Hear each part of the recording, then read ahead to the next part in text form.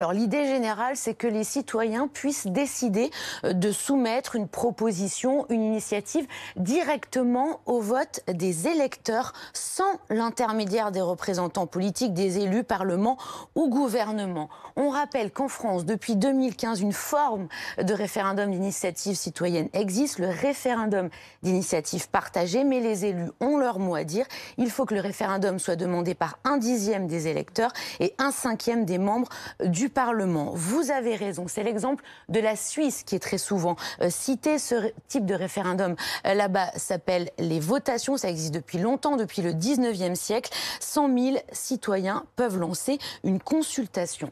Et lorsqu'on parle de forme de consultation, deux grandes questions se posent sur son fonctionnement. Première grande différence, parle-t-on d'un référendum consultatif ou à effet contraignant? Et ensuite, quel type de textes ou de questions peuvent être soumis aux citoyens? Peuvent-ils proposer des lois, abroger des lois, réformer la Constitution ou encore la possibilité de révoquer des élus?